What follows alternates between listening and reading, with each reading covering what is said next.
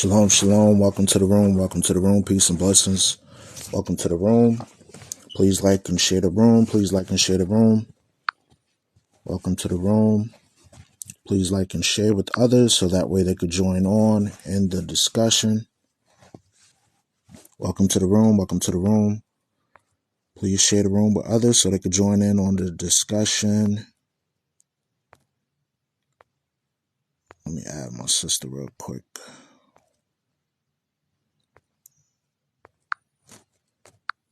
Welcome to the room. Welcome to the room. Peace and blessings to you all. Welcome to the room. You're listening to the Forefront Radio. I'm your host, Afiel Levi. Please like and share. I encourage all y'all that are joining up, make sure that you share this with others. Share with at least 10 people so we can get a good discussion and get some people in the chat to talk about this topic. We're going to have a topic discussion about Deuteronomy chapter 41. So if you would, invite as much people as you can on the chat so we can have a discussion about it. It's a discussion in regards to history and biblical prophecy. So if that's something that interests you, feel free to like this and share with others. Share with at least 10 people. Welcome to the room. Welcome to the room. Let me put my phone on Do Not Disturb so that way people don't interrupt with phone calls and things of that nature.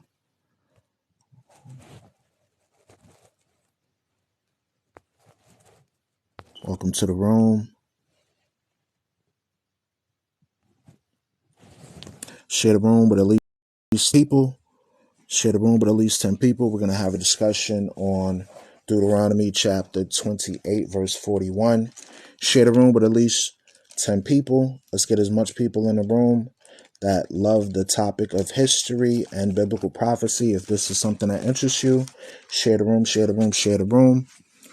Let me share also. Let me do that also. Appreciate everybody joining in. For those that are not familiar with me, I am Levi, Afiel Levi, the host of the Forefront Radio.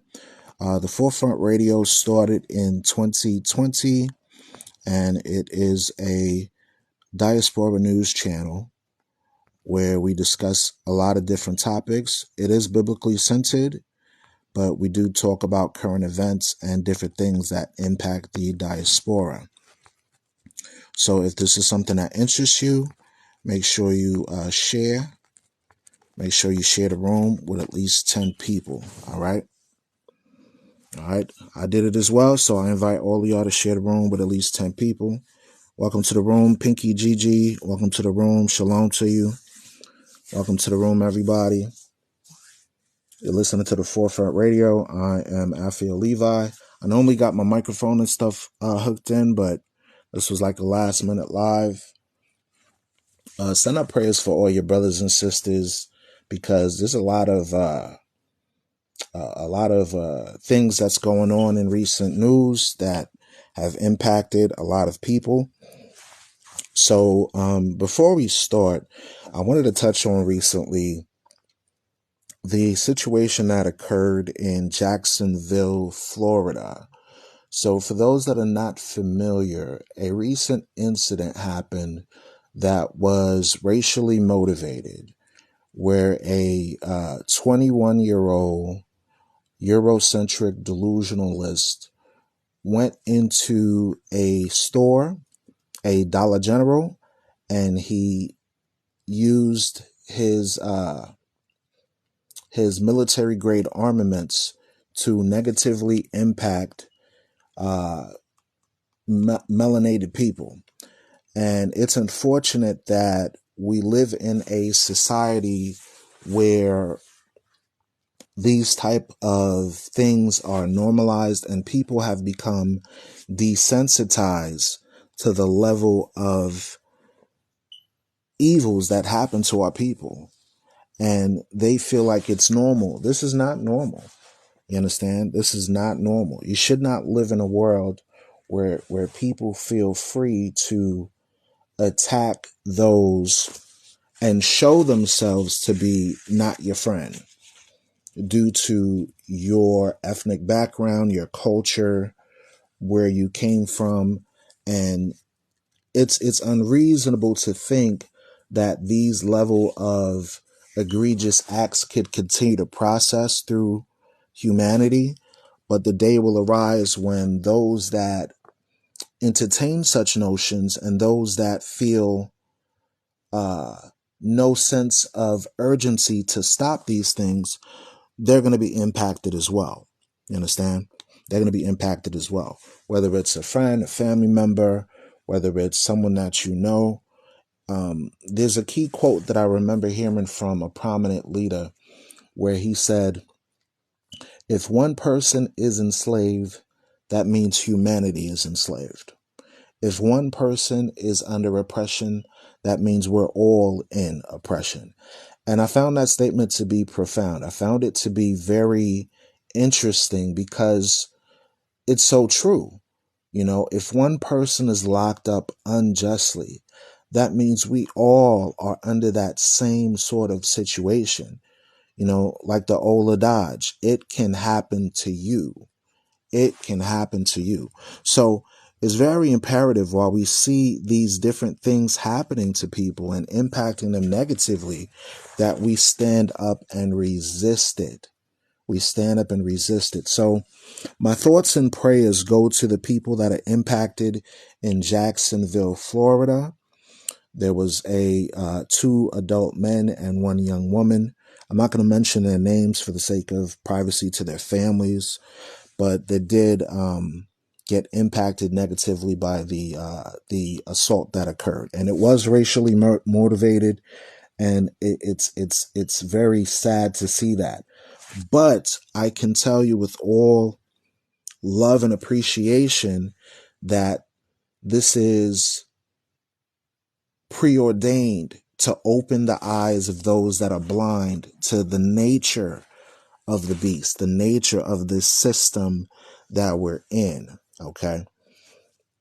So make sure you share the room. We're going to have an insightful discussion.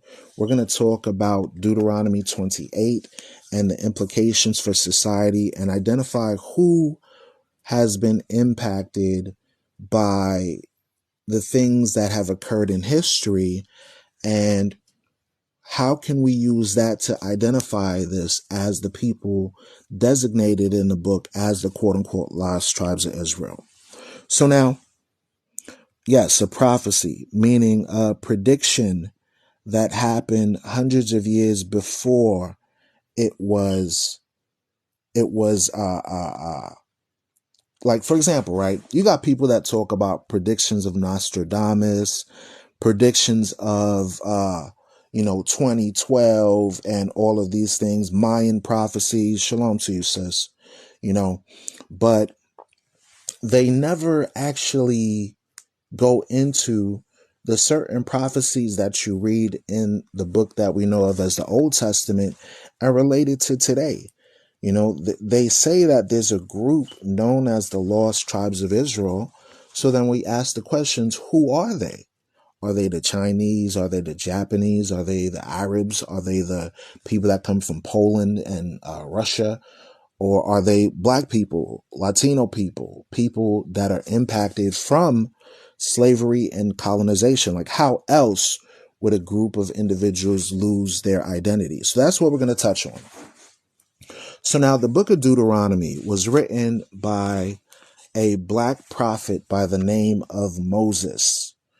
Moses lived in an area called Egypt, which in Hebrew is Mizraim. What many people don't know, and what some people do know due to the hieroglyphs that are on the walls, is that ancient Egypt was primarily black people that ran it.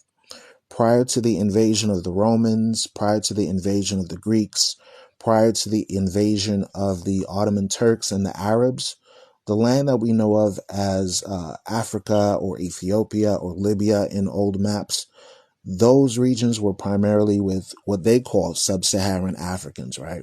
But they're not sub-Saharan. They lived all throughout Africa, and many of them also lived all the way as far out as Iran, Iraq, the land of Shinar, India, and different things of that nature. So when you read Deuteronomy 28, the foundation of the first 5 books of Moses was written by a man who was compared to a black Egyptian. He was compared to an Ethiopian. And I'll show that to you in the Bible. Watch this.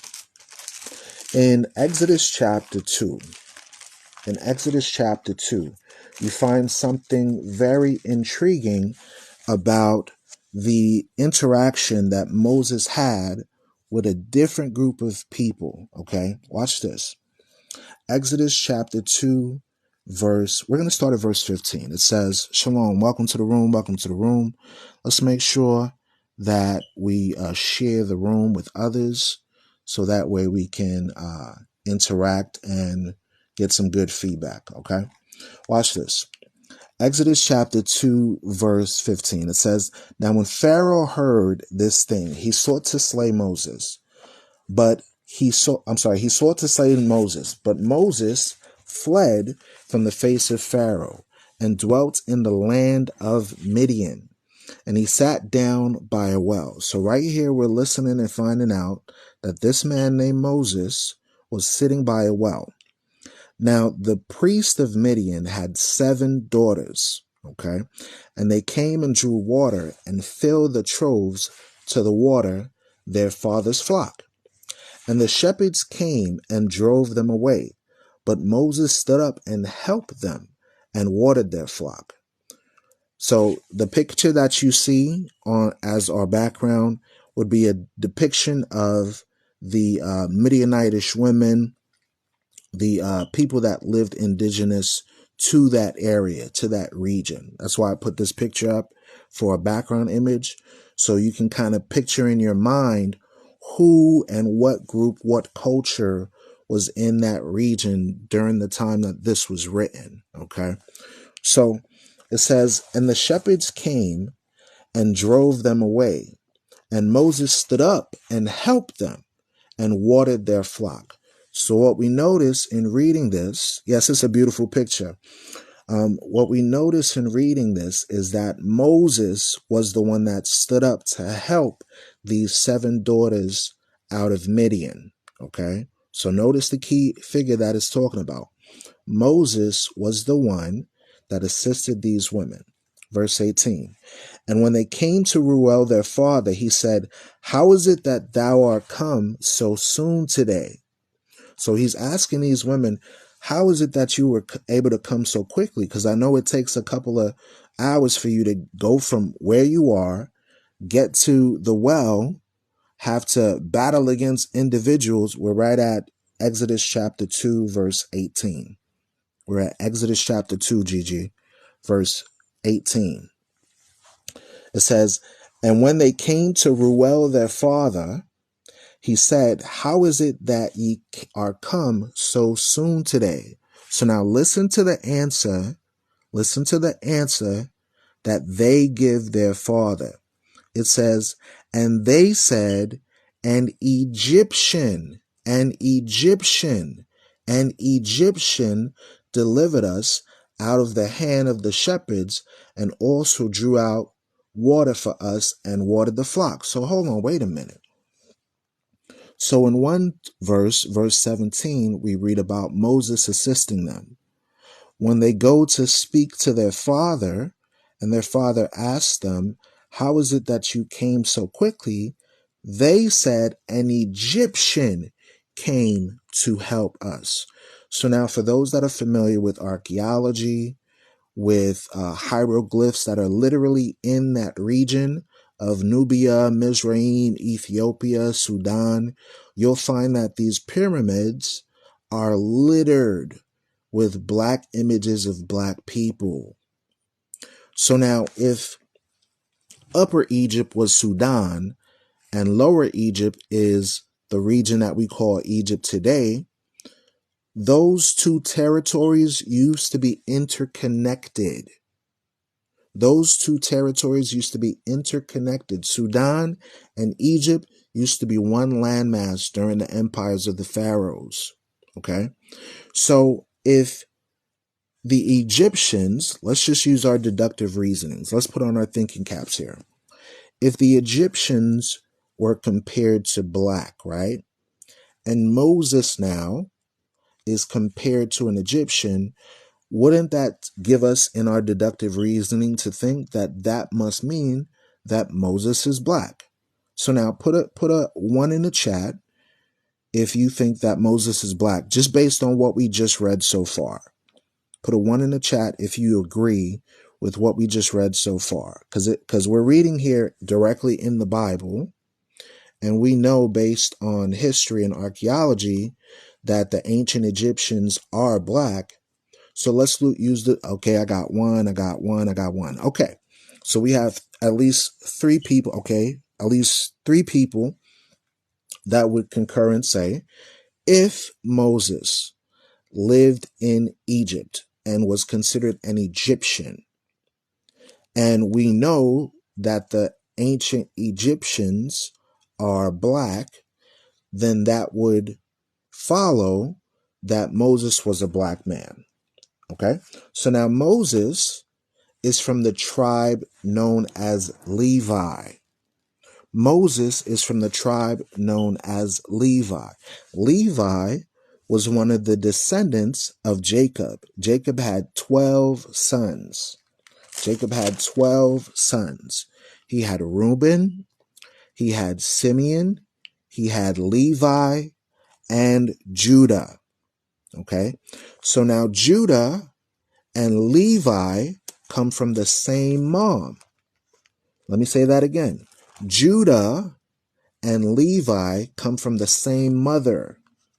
So if Levi is black and Moses is compared to an Egyptian, then that must conclude to us, using the same reasoning that we had, that the tribe of Judah, which is the same tribe that Christ came up from, would also be black.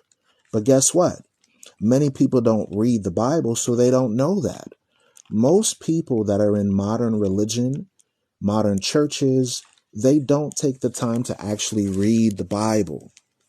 So when they read these things, they're confused. They're like, wait, but when I go to church, every image that I see is of other groups of people from Europe. But we're reading out of the Bible, and the Bible is mentioning groups of people in the continent of Africa. Okay, so now let's read in Jeremiah chapter 14, verse 2, to find out the description of Judah. Judah, which is where we get the word Jew. Jew is derived out of the word Judah or Yehuda. Listen close.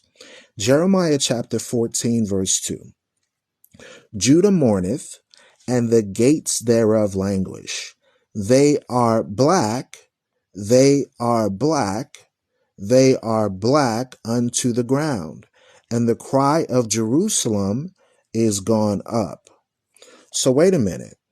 We're reading out of the Bible, and the tribe of Judah in the Bible is described as black. The tribe of Judah is described here as black, just like the ground, black just like the soil, black just like the earth. The deeper you dig, the darker it gets. Shalom. Most High in Christ bless. Welcome to the room. Welcome to the room. If you like this information and content, please do share with at least 10 people so they can be invited in and get some biblical-based insight. So now, I'm reading the Bible for you, not from a religious perspective. I'm not here to convert anyone. The Bible does say repent and be converted, but I'm here just to share information to help you on your journey historically. Okay?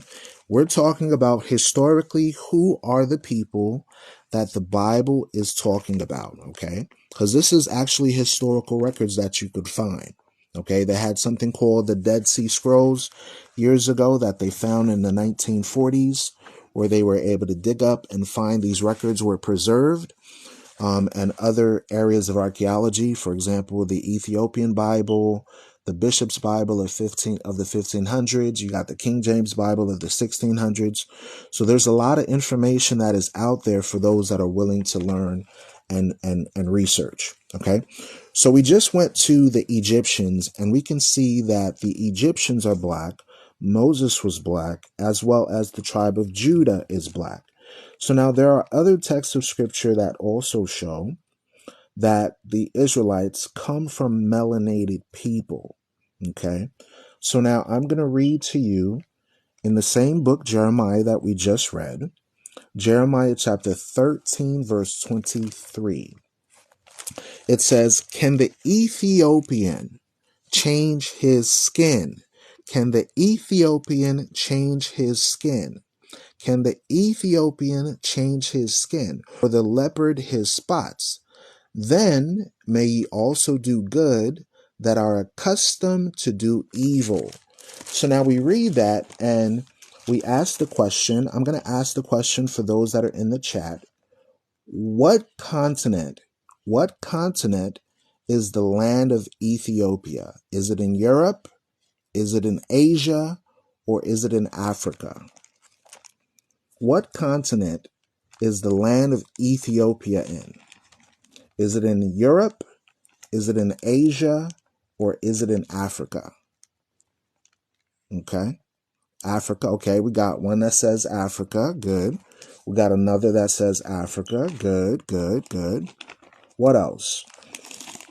Does anybody say Europe? Where is the land of Ethiopia located? Okay, Africa. Okay. All right, cool. So now we're going to read a text of scripture in the book of Amos, listen close, that compares the children of Israel to the children of Ethiopia. Listen close. This is Amos chapter 9, verse 7. Write this down for your reference so that way you can go back and look it up. Amos chapter 9, verse 7. "Are ye not as children of the Ethiopians unto me, O children of Israel? Are ye not as children of Ethiopians unto me, O children of Israel, saith the Lord? Have not I brought up Israel out of the land of Egypt, and the Philistines from Caphtor, and the Syrians from Ker?" So now in one text of scripture, we read that Judah, which is from the tribes of Israel, is compared to being black as the ground. Let's read Jeremiah 14, verse 2 again. "Judah mourneth, and the gates thereof languish. They are black, they are black, they are black unto the ground. And the cry of Jerusalem is gone up." In this next text of scripture now it says, "Are you not as children of the Ethiopians unto me?" Meaning, are you not like the Africans unto me? So now we read back Jeremiah chapter 13, verse 23, and it says, "Can the Ethiopian change his skin?" So now for those that are familiar with melanin, can a black person change their skin tone? Yes or no? Can a black person or someone that's different shades of brown, can a melanated person change their skin tone? Yes or no? Okay, we have one person that says no. Okay. Can a melanated person or a brown person or a black person change their skin tone from black to brown? Yes or no? We got one person that says no. Okay, we got another person that says no. Okay, so now let's put on our critical thinking caps again. So if the children of Israel are compared to the Ethiopians in physical description, we're not talking about Michael Jackson. Michael Jackson had a disease known as vitiligo, and he was able to physically change. There's also people that have medical conditions where they can't change. So just in the same comparison that a leopard can't change his spots, and an Ethiopian who is black cannot change to being Caucasoid. That's just common sense, right? So we're reading here out of the Bible that the physical characteristics of the children of Israel, their physiognomy, their skin pigmentation, their color, is similar to that of the Ethiopians. So now we understand geologically that Ethiopia is in the continent of Africa. Now, if you look at some old maps from like the 1400s, 1500s, things of that nature, then we know that almost the whole landmass of the continent of Africa, which was named by the Romans, was at one time called Ethiopia. So the children of Israel were compared to the Ethiopians. I hope that makes sense. So now let's get into the main discussion now. Now that we have a background of the physical description of the Ethiopians and the physical description of the Israelites, let's read something that happened to the children of Israel, okay? So many people have gone to church. Many people have been at least exposed to religion. And when you go to church, they talk about this thing called generational curses. Shalom, sis. Most High in Christ bless to you. They talk about this thing called generational curses or generational trauma. Okay. I've heard in churches before where they say when you pray to God, you're able to break generational curses. But they've never answered the question to say, what exactly is the generational curses written of in the Bible? Some people may say, oh, things such as alcoholism, domestic situations in the family, drug abuse, those are generational curses.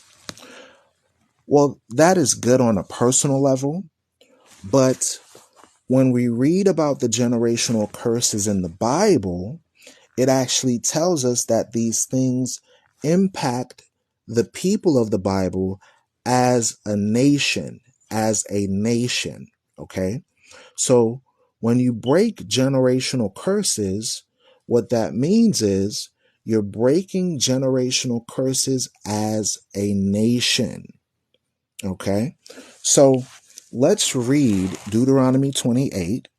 And let's start off and read about these generational curses so we can identify and just ask a vital question. The question is simple. Who did this happen to as a nation, as a group? Very simple question, okay? So let's read it. Deuteronomy chapter 28, verse 15, okay? And like I said, this is just a discussion about history and biblical prophecy. This is not a discussion about religion, religiosity, churchianity. We're just going based on history.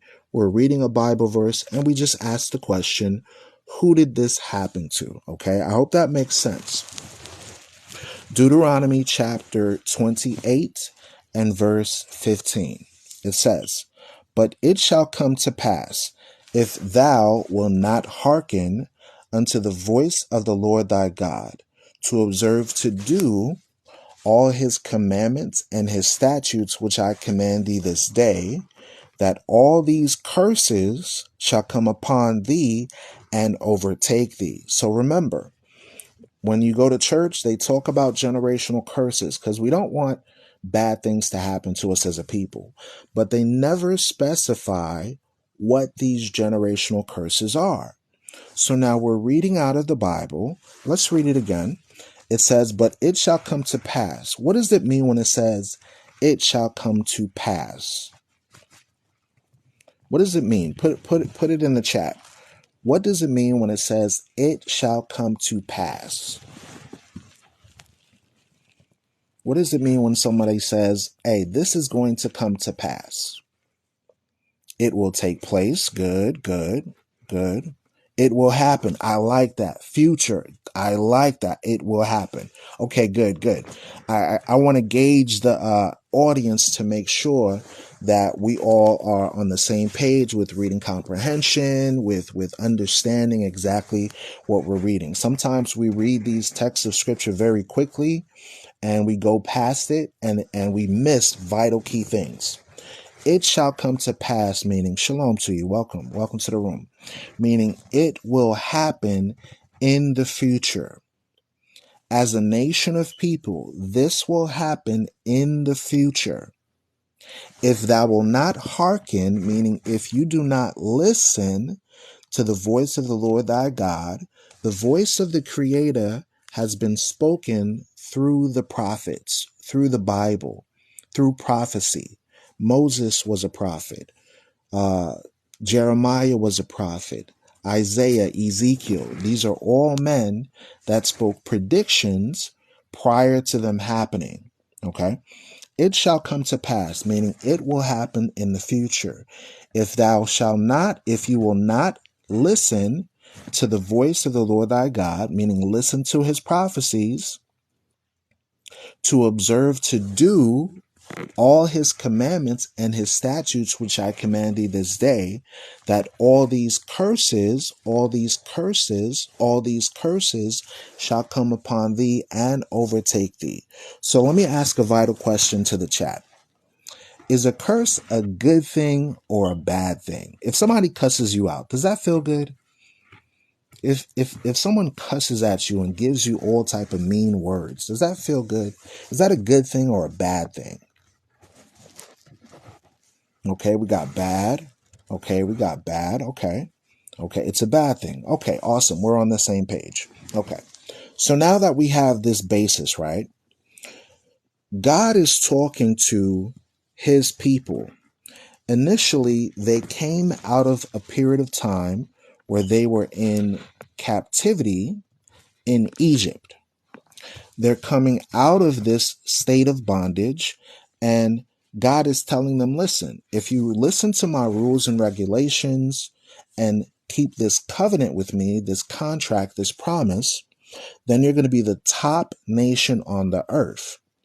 But if you do not listen to me, if you do not hearken, if you do not become obedient to this contract, then bad things are going to happen to you as a nation of people. So now we're going to read one of these generational curses, and we're going to ask a vital question. Who did this happen to? So let's read Deuteronomy chapter 28 and verse 41. Deuteronomy chapter 28 and verse 41. It says, "Thou shalt beget sons and daughters." You're going to raise up sons and daughters. But, thou shalt not enjoy them, for they shall go into captivity. For they shall go into captivity. So let's consider this thing.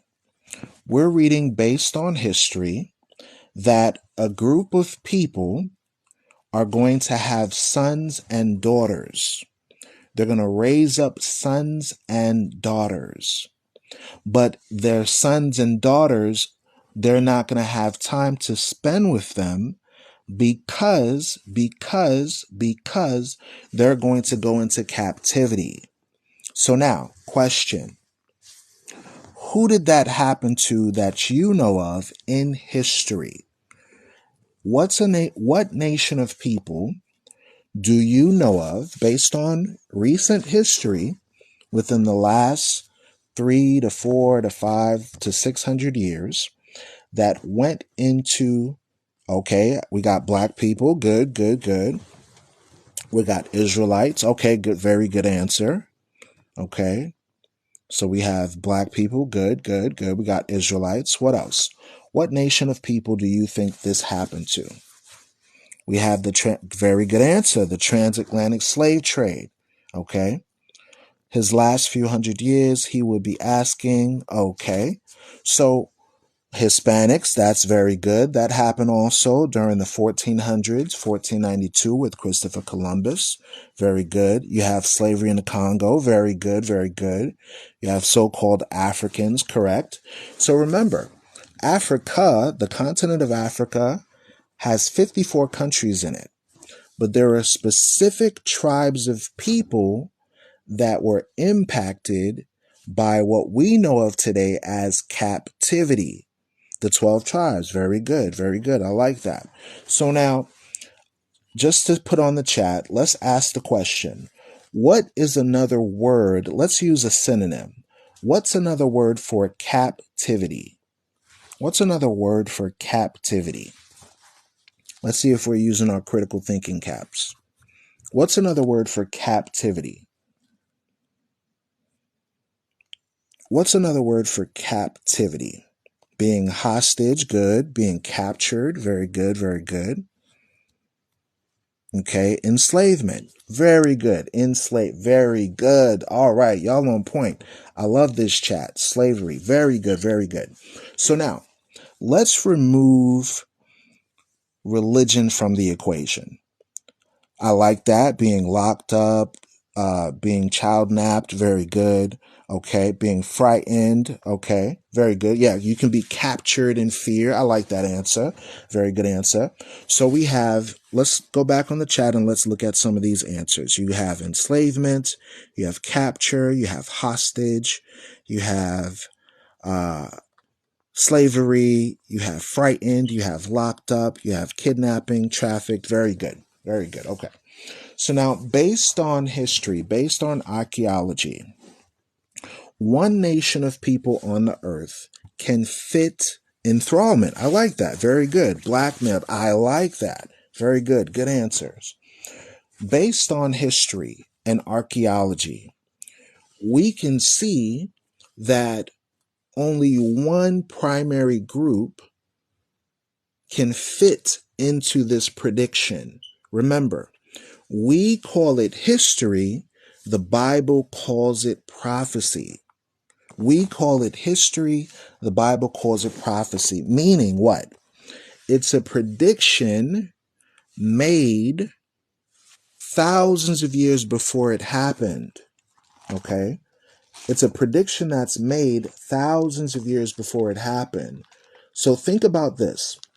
The Bible is not just a religious book. We have been tricked into believing that this book is about whether you're Catholic or Baptist or Pentecostal and things of that nature. That's not true.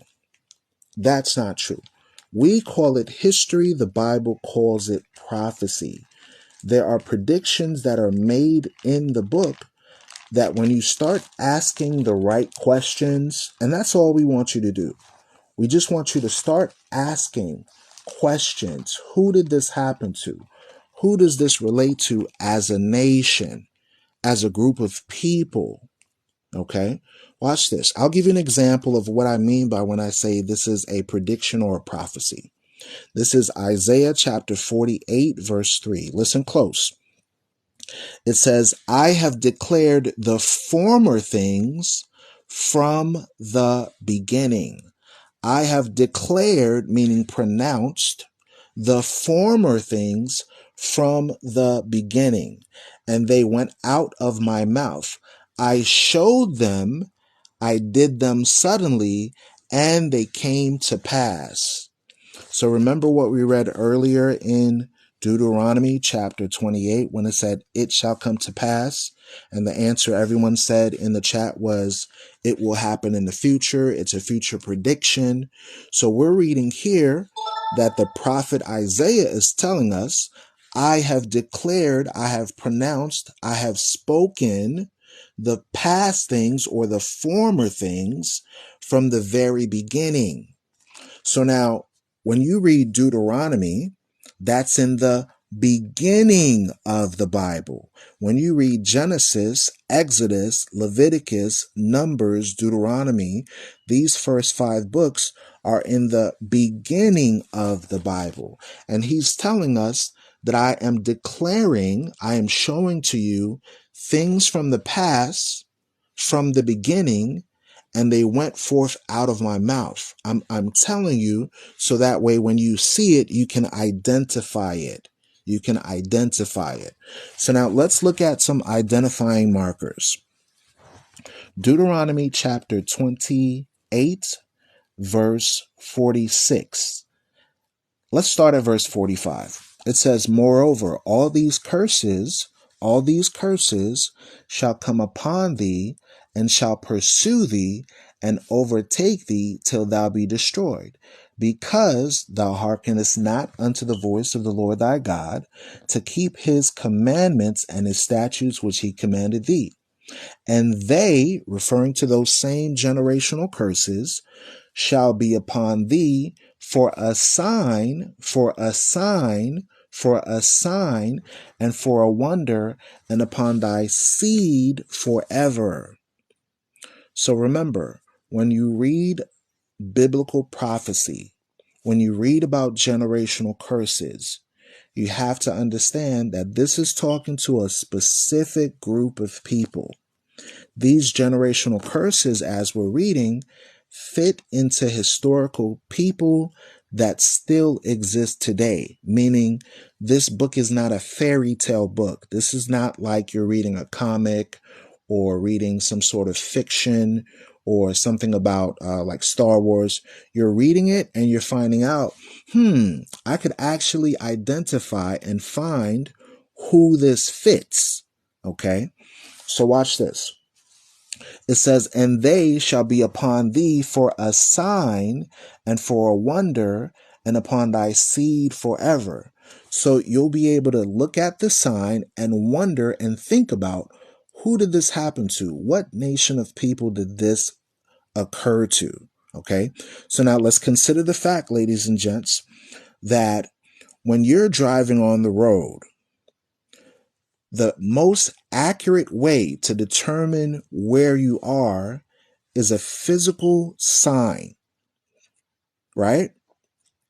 For example, I'm on the highway. I'm going on, let's use I-10 or I-20 or I-95. I'm driving down I-95. As I'm driving down I-95, I see a sign that tells me to get off on let's say MLK Drive, Martin Luther King Drive. Okay? If I drive past the sign, will I make it to my destination? No. If I look at the sign and ignore it, will I make it to my destination? No. But if I look at the sign and I understand this is the road that I'm going to get off of, I've been able to now identify my location, identify with that necessary information without being lost. Okay? So now why am I saying that?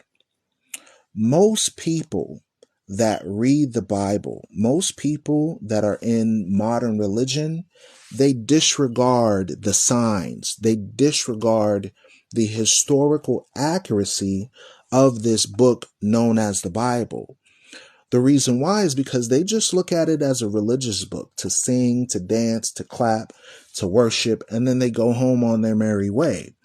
But when you read these signs, you're able to see that these books, these writings relate to a particular group of people, and then you're able to identify them.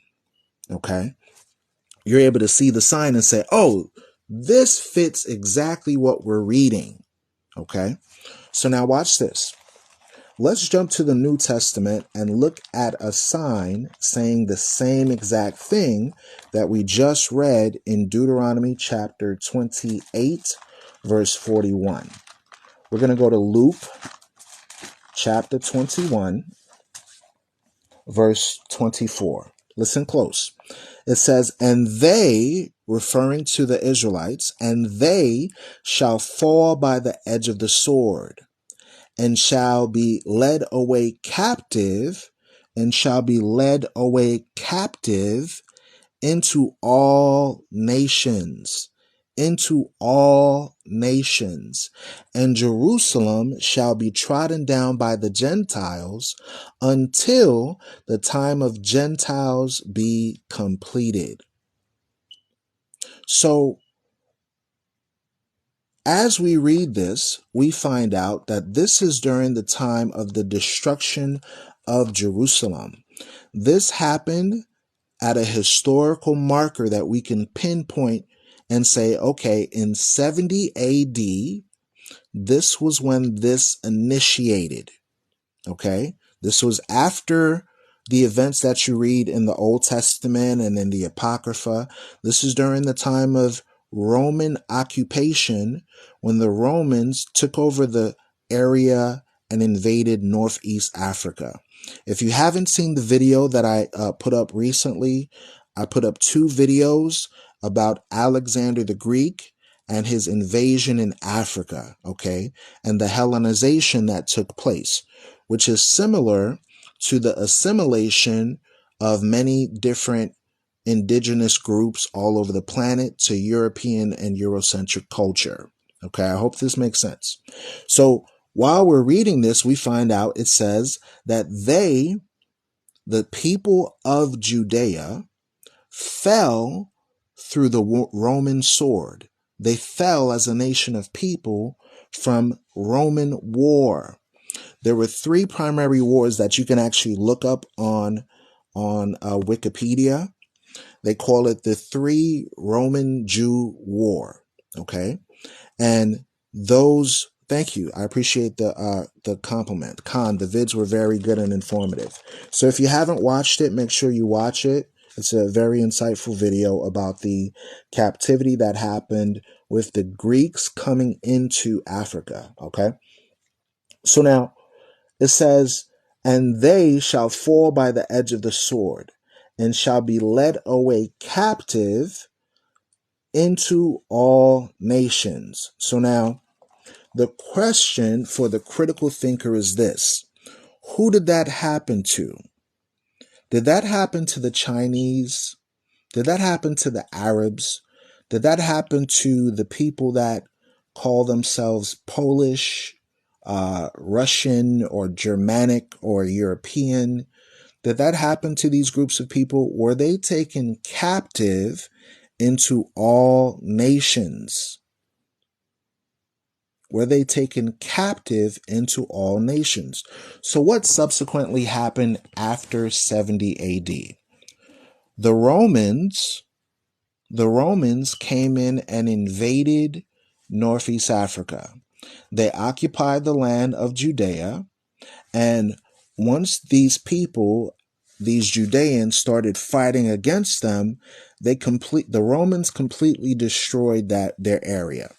Some of them ended up being enslaved or captured or kidnapped, like y'all mentioned earlier in the chat, in the comments, and they were taken into various parts of Rome. Okay. So, you asked me if I could mod On Fire for Him. Okay, let me see here. On Fire for Him. How do I do that? Add moderator. Confirm. Okay. I added On Fire for Him as a moderator. Thank you. So, let's think about this. If you are familiar with archaeology and history, you'll know that the Romans, when they invaded Northeast Africa, they took many of the people and put them in circuses or stadiums to fight as gladiators. Okay? The similarity to that can be seen in modern day America. The stadiums where the gladiators fight today, primarily, we see so-called African Americans, Caucasians, and other groups of people that are in the NFL, the NBA, and things of that nature. Okay, so what I propose to you is that the same people that are quote unquote athletes, where the majority of them are the melanated peoples, those were the same people that were in the Roman Colosseums, the same people that were fighting against oppression even back then. Okay? The same people that were kneeling like Colin Kaepernick, right? I know a lot of people got upset over that situation, but they don't understand why that took place. Okay. So later on, after the Roman persecution, these same groups of people that were left over stayed in regions of Northeast Africa and fled further down into Africa. Some of them were also in Asia Minor. Some of them were in places like Galatia, Corinth, Crete, Arabia. Some of them left as far off as India. Okay. When you read about the travels of Paul, when you read about the travels of Peter, many of them wrote letters to these same groups of people that were scattered into Asia Minor, Africa, Ethiopia, Egypt, and things of that nature. Okay.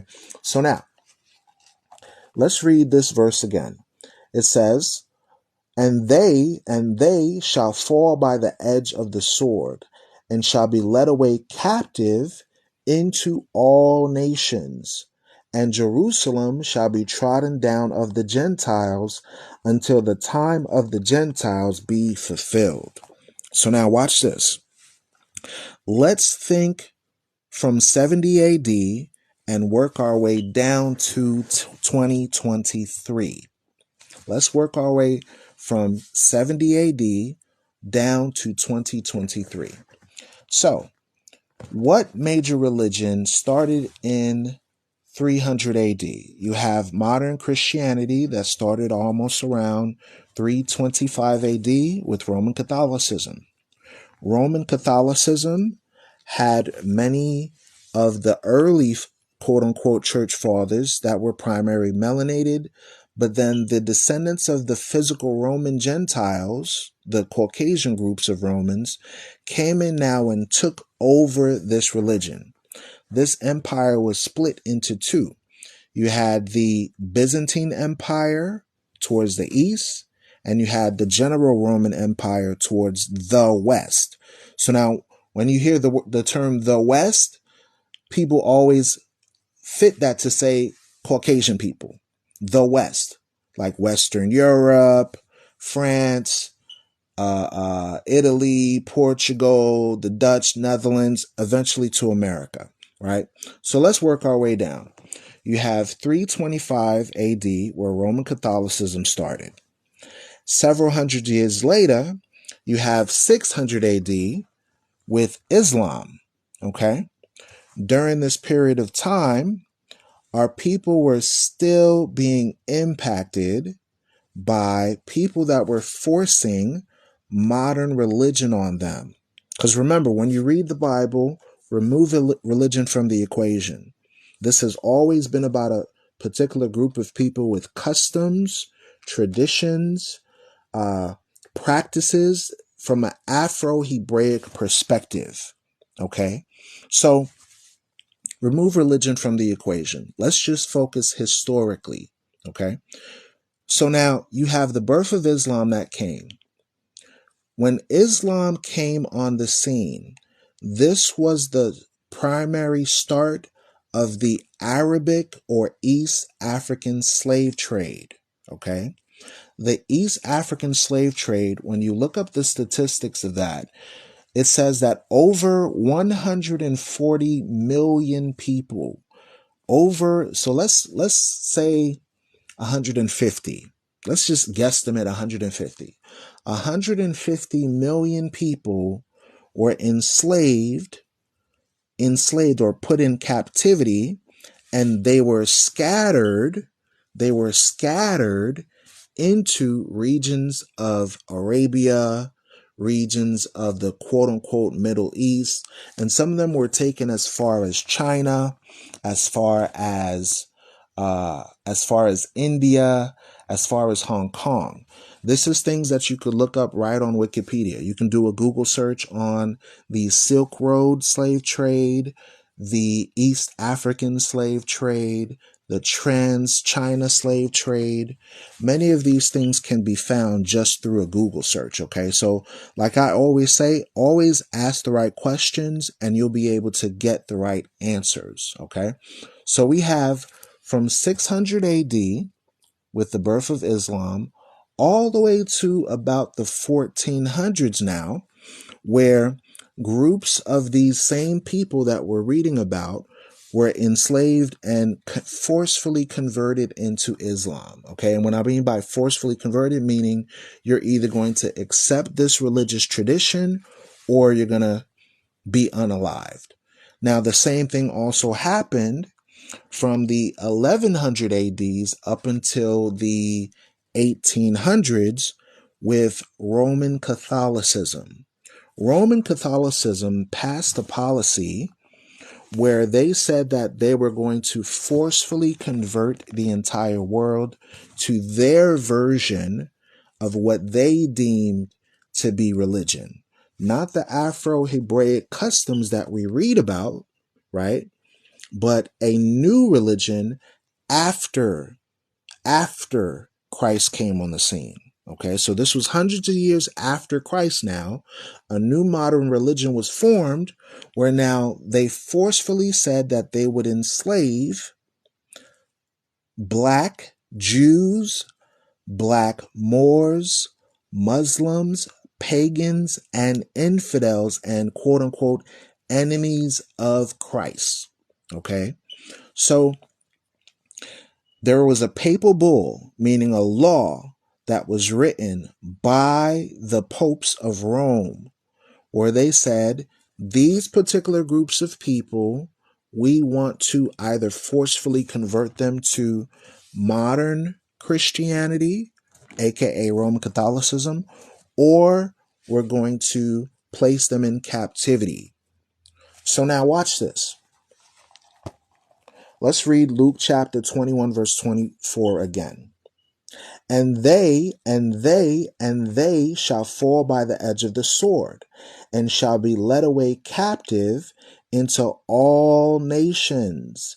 And Jerusalem shall be trodden down of the Gentiles until the time of the Gentiles be fulfilled. So now remember, we call it history. The Bible calls it prophecy. So remember when we read in Isaiah, it says, I'm going to declare to you the former things from the beginning. So now let's go to the beginning of the Bible and let's find out if we could find this same thing written in the beginning of the Bible. Watch this. Remember, this is a history discussion. This is not a religious discussion. So remove religion from the equation. Let's just focus on reading these predictions and identifying who this happened to. Watch this. Deuteronomy chapter 28 and verse 64. It says, and the Lord shall scatter thee. The Lord shall scatter thee among all people, from the one end of the earth even unto the other. And there thou shalt serve other gods, which neither thou nor thy fathers have known, even wood and stone. Wood and stone. So now let's read this slowly and let's break it down. The God of the Bible, the God of the Israelites, told his people, if they did not follow the rules of the Bible, that they would be scattered among all the nations, among all people. That sounds similar to what we read in the book of Luke. So now the word scattered means disperse. The word scattered means disperse. This is the same word that means diaspora. This is the same word, historically speaking, that means diaspora. So let's use an example, right? If I had a group of marbles, let's say I'm playing jacks, right? And I have a group of marbles. The marbles are first close together, right? And then I start to throw the marbles across the floor. So now, are the marbles going to be close in proximity to each other, or are they going to be far apart? Are the marbles going to be in close proximity, or are they going to be spread apart?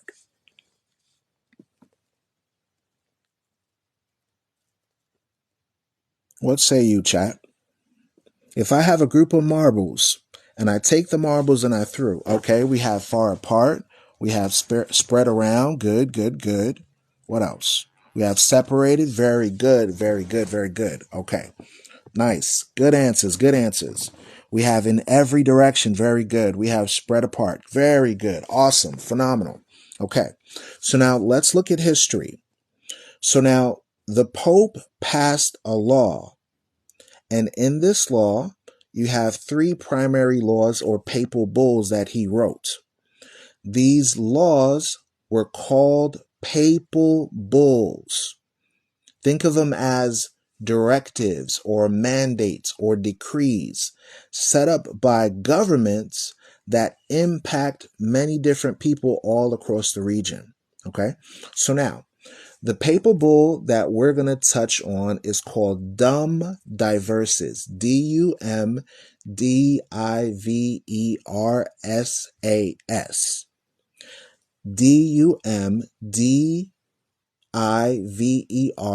Dumdiversas. There was another papal bull called Inter Caetera. Inter Caetera. I'm telling these to you so that way you're able to look these up online later on. Okay, you can do a Google search, you could do a Wikipedia search, stuff like that. Okay, so Dum Diversas, DUM. Very good. Thank you for putting that on there. The other one is called Inter Caetera. Now, this one might be a little bit challenging because I'm not familiar with Latin. It's INTER, and then Caetera is like CAETERA, I believe. Let me say that again. INTER, and then CAETERA. I may be flipping that up. It could be EA or AE. I'm not familiar with Latin. But it's Inter Caetera. Yeah, I think it's spelled like that. So you can do a Google search on Inter Caetera and Dum Diversas, okay? So those two primary papal bulls were utilized to initiate the transatlantic slave trade, okay? The papal bull given by Pope Alexander and Pope Nicholas, these rules or laws or mandates were forcefully in place in the 1400s at the same time that Christopher Columbus sailed over to the Americas, and they said that they're going to enslave the world under the banner of quote unquote Christ, right? So now, once you realize that the people that they enslaved are actually the people written of in the Bible, then the Bible is going to make more sense to you. Because when you read the Bible from just a religious perspective, they try to befuddle the history behind it. They try to befuddle the history behind this information. So while you're reading this, you don't realize that these groups of people that were enslaved or taken, like we were writing down on the chat earlier, they were given and forcefully placed now into modern religion. So now let's read the verse again. Deuteronomy chapter 28, verse 64. And the Lord shall scatter thee among all people, from the one end of the earth even to the other. And there thou shalt serve other gods, which neither thou nor thy fathers have known, even wood and stone. Wood and stone. Wood and stone. So watch this. So remember what we were saying earlier when we said the first major captivity with over 150 million people happened with the Arabs. It happened with the Arabs. So now watch this. Jeremiah made a prediction. Jeremiah, who's also a prophet, he was the same one that wrote what we read earlier. Judah mourneth, and the gates thereof languish. They are black unto the ground. He's that same Jeremiah. We're going to read earlier in Jeremiah chapter 3 and find out what Jeremiah said would happen to his brothers and sisters. So listen close. Jeremiah chapter 3, verse 2. Lift up thine eyes unto the high places, and see where thou hast not been lying with. In the ways hast thou sat for them as the Arabian in the wilderness, and thou hast polluted the land with thy whoredoms and with thy wickedness. So now in one verse, we're reading that the children of Israel would sit for the Arabians. So now let's jump back a chapter and find out in what context, because the Bible is about history, in what context was the children of Israel sitting for the Arabians? Watch this. This is Jeremiah chapter 2, verse 14. Remember, this is history. We call it history. The Bible calls it prophecy. Listen close. Is Israel a servant? Is Israel a servant? Is he a home-born slave? Is he a home-born slave? Why is he spoiled? So the question is posed by Jeremiah, why am I seeing these things happening to this people? Why are they destroyed? Is Israel a servant? Is he a home-born slave?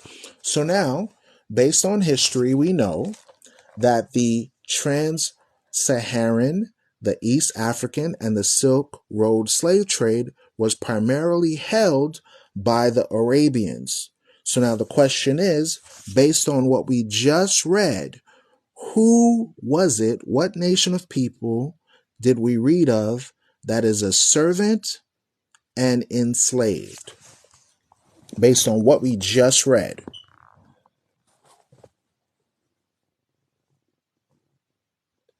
Israelites, very good, very good, very good. Phenomenal, phenomenal, phenomenal. Israelites, correct. Israelites, Israelites. Let's read it again. Is Israel a servant? Is he a homeborn slave? Why is he spoiled? So now, we just touched on the Arab slave trade, and we touched on the fact that Israel was the ones that were enslaved. So if so-called Africans or black people or Ethiopians, people with dark melanin, right? The same people that were scattered into all nations. If black people, historically speaking, was the ones enslaved, then what nation are these people that we call black? Because black is just a color. There's no race, there's no nationality, there's no culture called black. Like my pants are black, my socks are black. If I wanted to go to Walmart and buy black beans, that's just a color. That does not identify fatherhood. It does not identify patrilineage. It does not identify ethnicity. It's just a color.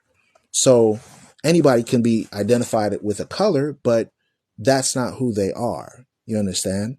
So we're reading here that a group of people, historically speaking, during the Arab slave trade, were enslaved and forced to sit for the Arabians. So this is actually still going on today. As recently as 2023, as recently as 2017, local news reports, including CNN, ABC News, Fox Media, and various other sources, have spoken about the fact that in Libya, the Arabs are still participating in modern enslavement of these melanated people. Okay, so there's nothing new under the sun. It's still happening to this day. So now let's go back to Deuteronomy 28:64 and let's read it again. It says, "And the Lord shall scatter thee among all people." That means the group of people known as the Israelites would be everywhere. And how would they be everywhere? Through enslavement, captivity, right? That's what we're seeing here. We call it history. The Bible calls it prophecy. Then it says, "And the Lord shall scatter thee among all people from the one end of the earth even to the other." Meaning what? From one side of the planet to the other side of the planet, from Northeast Africa all the way to East Asia, from Northeast Africa all the way to the west coast of Africa, all the way to America, all the way to Canada, all the way to the Caribbean islands, all the way to South America, Central America, every place on the entire planet. This is what we call today the transatlantic slave trade. This is what we call today the Black and Indigenous diaspora, the groups of people that were scattered, the groups of people that were separated, the groups of people that were, like the example with the marbles, spread all over. They were spread through these two primary institutions where they were forced into religion to serve other gods. Let's read it. That thou shalt serve other gods, which neither thou nor thy fathers have known, even wood and stone, even wood and stone, even wood and stone. So the two primary religions, historically, that took part in enslavement was the wood religion of modern Christianity. The wood religion represents Catholicism. It represents Protestantism. It represents the wood cross, the wooden cross. That's what that represents.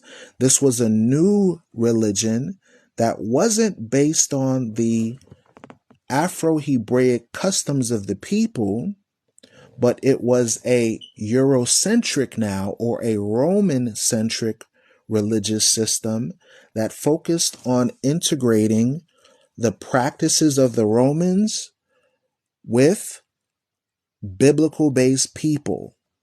So what happened?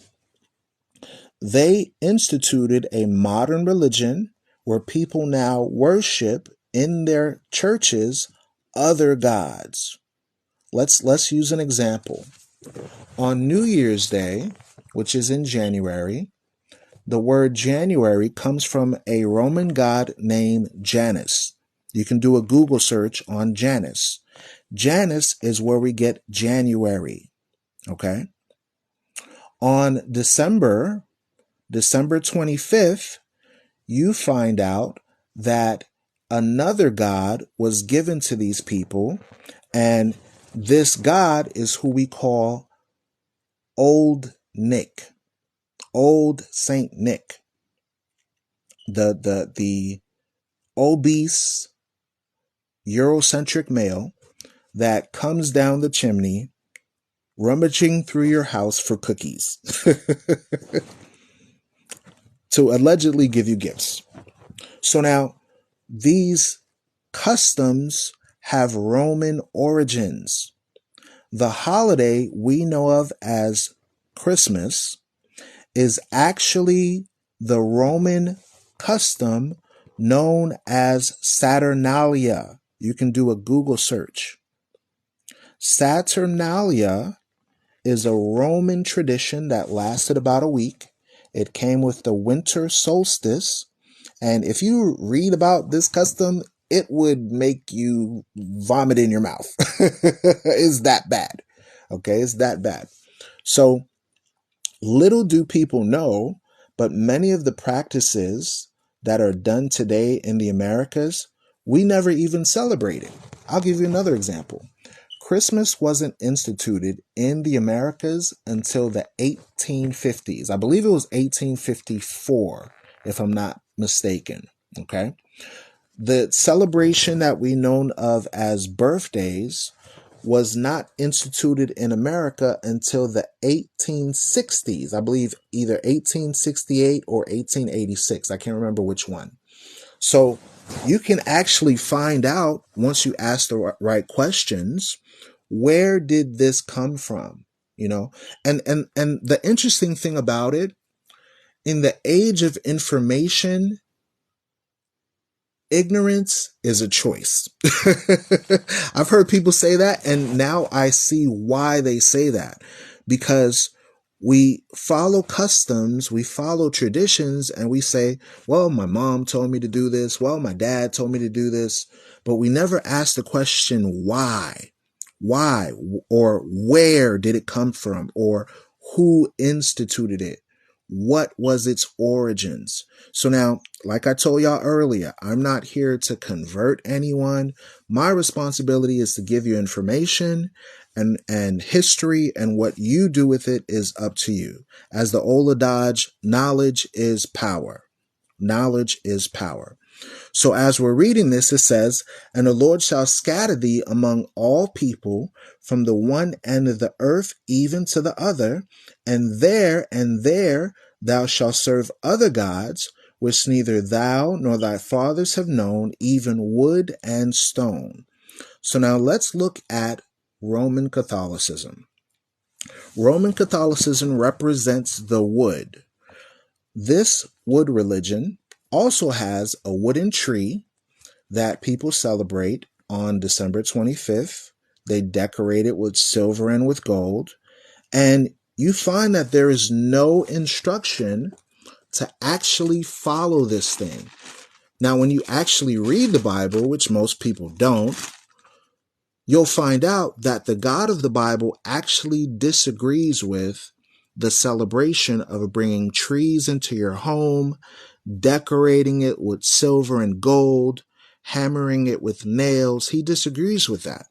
So let's read where it says this in the Bible. This is Jeremiah chapter 10, verse 1 through 5. Write that down.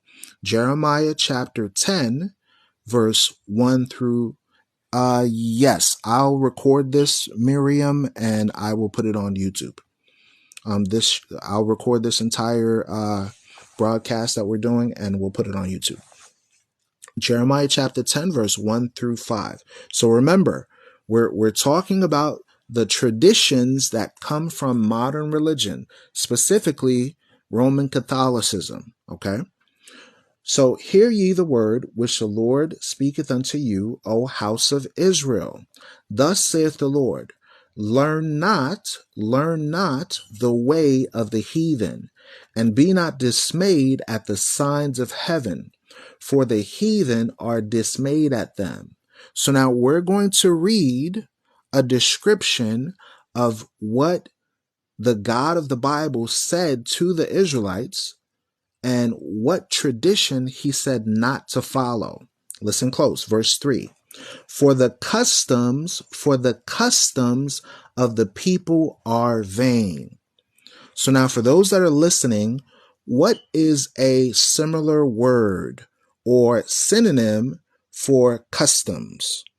Like if you do something customary year by year, what is that called? What is a custom that you do year by year? Good answer. Tradition. Very good. Tradition. Okay, so now we're reading. So now that we agree that the word customs means tradition, shalom, welcome to the room, or a holiday. I like that. A holiday. Very good. So year by year, there's a particular custom or tradition that the Bible says is vain. The word vain means it's worthless. It's a lie. It's not true. It's not, there's no benefit from doing this. Okay. That's what it means by vain. Okay. So now listen close. For the customs of the people or the traditions of the people are vain. So now let's read this custom and we're just going to ask a question. Does this sound like a Christmas tree? Yes or no? Watch this. For the customs of the people are vain. For one cutteth a tree out of the forest, the work of the hands of the workmen with an axe. They deck it with silver and with gold. They fasten it with nails and with hammers, that it move not. They are upright as the palm tree, but speak not. They must needs be born, because they cannot go. Be not afraid of them, For they cannot do evil, neither also is it in them to do good. So hold on a minute. We're reading a text of scripture in Jeremiah chapter 10, verse 1 through 5, and it says, "For the customs of the people are vain, and in this custom, in this tradition that is a lie," the word vain means worthless or a lie or untrue, not worthy of attention, right? It's saying, "For one cuts a tree out of the forest." During the celebration of Christmas, do people go out and get evergreen trees and cut it out of the forest? Yes or no? Yes or no? Yes, it does sound like the tradition. Yes, yes, yes. Very good. Yes. Okay, good. Good. So it says, "For one cuts a tree out of the forest, the work of the hands of the workman with an axe." So now listen close. Verse 4. They deck it, they deck it, they deck it with silver and with gold. Is there a tradition on December 25th where they cut a tree out of the forest and decorate it with silver and with gold? You remember the song, "Silver and gold, silver and gold," or "Deck the halls with halls of barley, fa la la la la la la la la." Wait a minute. So there is a tradition that the God of the Bible said not to do, but people are still decorating their trees with silver and gold, and then they're fascinated with taking that tree and hammering it down with nails and hammers so it doesn't move. Okay? So now, understanding this, we see that the Bible is a true book. The Bible said that the children of Israel would be scattered from one side of the earth to another, that they would serve other religions or other deities or other gods, that they also would serve a religious structure that their fathers never knew about, and these religions would include wood and stone. So does this sound like a Christmas tree? Yes or no? Does it sound like a Christmas tree? Yes or no? We have Judith that wrote yes. We have On Fire that said yes. Teresa that said yes. Good. Good, good, good, good, good. All right. So now that we understand this, we can identify that they were forced into or forcefully converted into the modern religion that we know of as Christianity. So go back and look these things up, because it's vital to understand that history and the predictions that we read in the Bible all correlate in the Bible. This is one of the reasons why I actually believe the books that's written is because you can verify it, you can prove it, you can see it in the world today. This is not made up.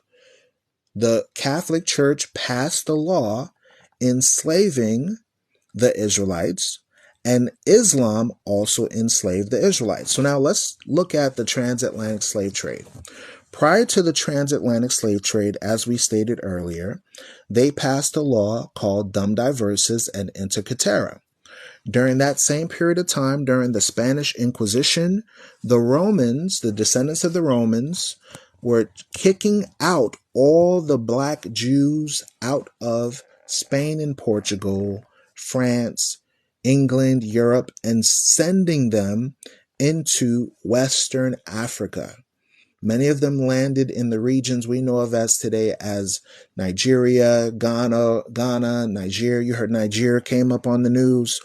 Mali, and other areas, Senegal, and things of that nature. Then in the 1400s, around 1492, you have a man by the name of Columbus that sails over to the Americas. He finds indigenous peoples Some of them are different shades of brown. Some of them are different shades of black. And he decides, based on the law that was given by the Roman Catholics, to forcefully convert them to Catholicism. So now this was done by the point of the sword, meaning just like we read about in Luke, where it says, they shall fall by the edge of the sword and shall be led away captive into all nations. This is a true statement that the Spaniards came in and forcefully converted the people to Catholicism and forced them to worship another God, not the God of the Bible. Okay? Because we read earlier that the description of the Israelites was that of the ancient Ethiopians, the ancient Egyptians that you can see on the hieroglyphs. Okay. Yes, those two laws are dum diversas and inter caetera. Those were the primary papal bulls that initiated the transatlantic slave trade, as well as what they call manifest destiny, as well as them kicking out the black Jews and black Moors out of Spain and Portugal and sending them into Africa. So now the indigenous peoples that were here in America, those that were forced into Catholicism, many of them were taken from Hispaniola, from Mexico, from Panama, from Florida, from Cuba, from Guatemala and Honduras, to Spain, to Portugal, to work as enslaved peoples. Okay. So if you're wondering why you can go and travel to Portugal and you'll see a guy that looks like a Mexican and you're like, hey, what are you doing here? You look like an Indian. What are you doing over here? That shows you that he's a descendant of those that were enslaved here by Christopher Columbus in the 1400s. So now you have that happening. And at the same time, now they're starting to slowly change the names of these black Jews that lived in Spain and Portugal, and now calling them a Spanish word called negro. Negro. Negro. Negro. Negro is a Spanish word for black. Many people don't know, in older books, you can read that the Portuguese Jews were called negro. The same ones that were kicked out of Spain and Portugal during the Inquisition, they were exiled out of it and they fled to Western Africa. These two groups of people, the indigenous population of the Americas, as well as the indigenous population of Africa, were the ones that were specifically targeted to be enslaved. So now, with all this history information, let's read Deuteronomy chapter 28, verse 41 again. Thou shalt beget sons and daughters, but thou shalt not enjoy them, for they shall go into captivity. For they shall go into captivity. So now the question for the listener, who did this happen to based on all that we covered today? This is Deuteronomy 28, verse 41. Deuteronomy 28, verse 41. Who did this happen to based on what we just read? What nation of people are the descendants of very good, the Israelites? Very good, very good. So the people that they call Indian, the people that they call Hispanic, the people that they call African American, the people that they call Jamaican, the people that they call Haitian, Honduran, Mexican, the people that they call Afro-Palestinian, Afro-Arabian, Afro-Iraqi, Afro-Indian, Afro-Hindu, Afro-Chinese, the people that were scattered in all nations and their sons and daughters are the direct descendants of captivity, enslavement, they are the Israelites. That's who they are. Historically, archaeology, and proven through biblical predictions, prophecy. We call it history. The Bible calls it prophecy. So now, what is the solution to all of this bad things that we were reading about, or generational curses? What is the solution? This is why they need a savior. This is the purpose of the true Messiah of the Bible.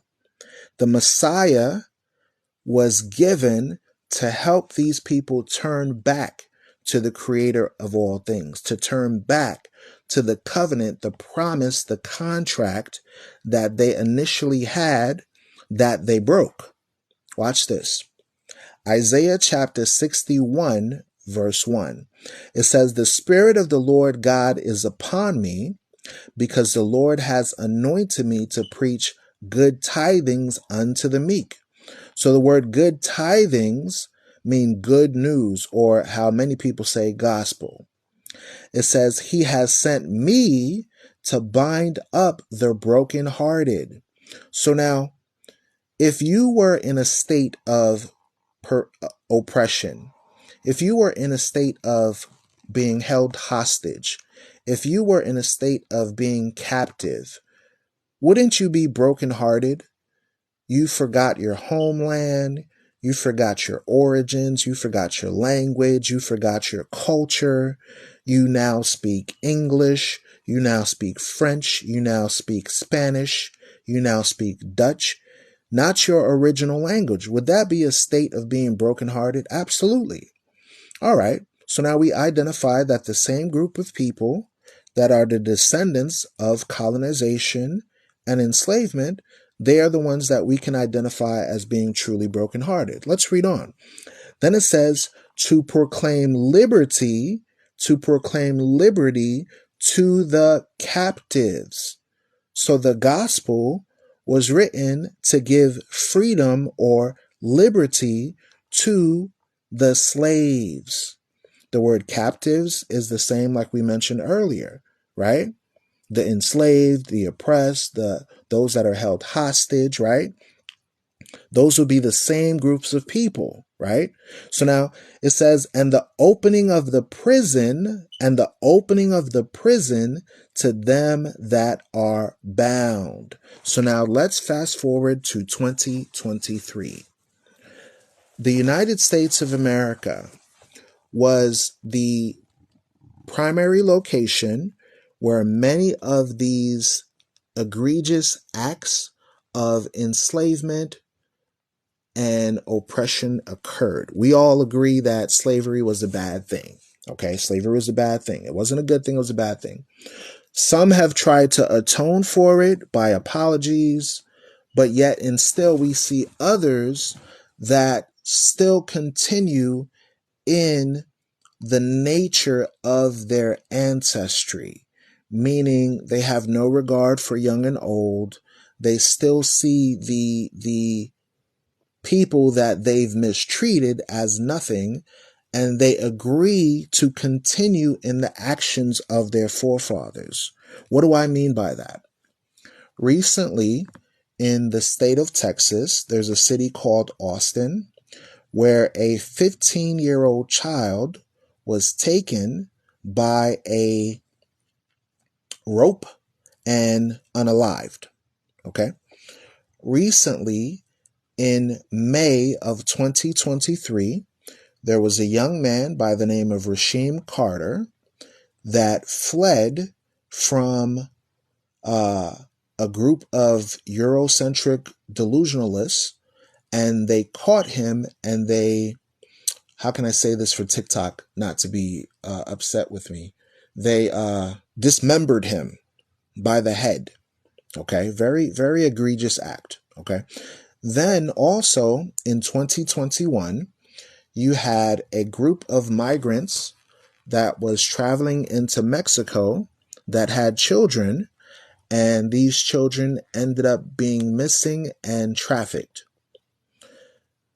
During that same period of time, you had a group of people from Hispaniola, aka Haiti and Dominican Republic, that left out of Haiti to travel into the Americas through Mexico, and there were people on horses, government officials on horses, attacking them. We all remember it to the TikTok videos and YouTube videos and news stories that we read. Okay. These are the people that need a savior. So the gospel or the good tidings is that the person that we read of in the Bible as Jesus the Christ or Yeshua, he is actually the one that's going to deliver these people in the same way that they were delivered out of ancient Egypt. Let's continue. It says, to bind up the brokenhearted, to proclaim liberty to the captives, to proclaim liberty to the captives. So the gospel cannot apply to everyone because everybody wasn't a captive. Everybody wasn't affected by colonialism. Everybody wasn't impacted by enslavement. Watch this. And the opening of the prison, to them that are bound. So now, let's ask a question. Who is the primary groups of people in America? Let's just use the United States. Who are the primary groups that are suffering from mass incarceration? Is it the Chinese? Is it the Japanese? Is it the Jewish people? Is it the European people?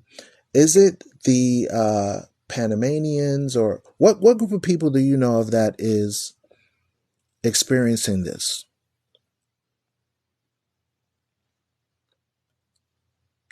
All right, so we have blacks. Good. Okay. What else? We have blacks.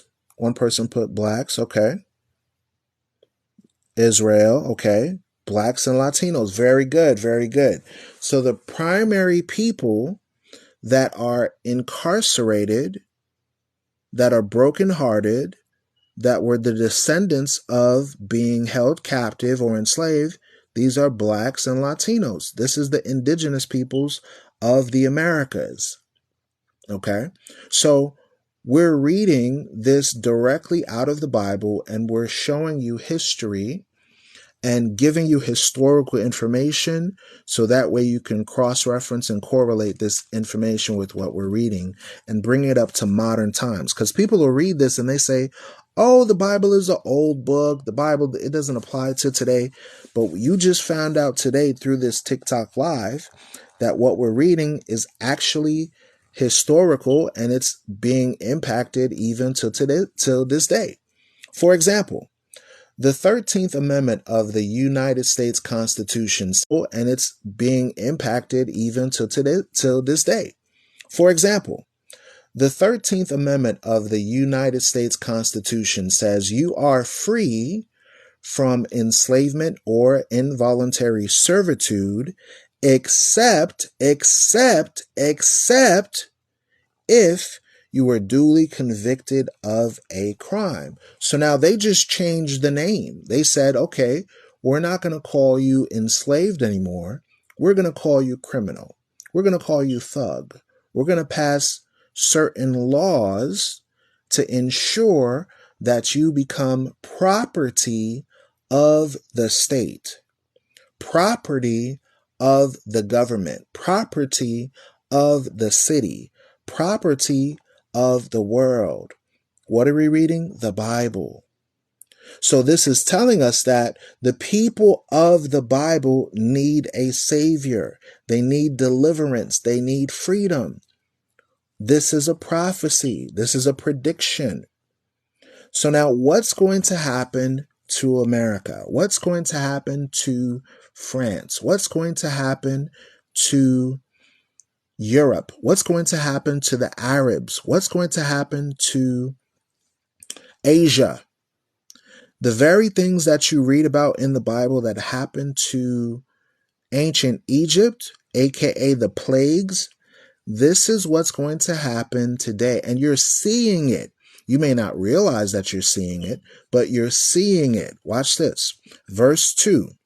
To proclaim the acceptable year of the Lord and the day of vengeance of our God, to comfort all that mourn, to proclaim unto them that mourn in Zion, to proclaim to them that mourn in Zion, to give them beauty for ashes, the oil of joy for mourning, the garment of praise for the spirit of heaviness, that they may be called trees of righteousness, the planting of the Lord, that he might be glorified.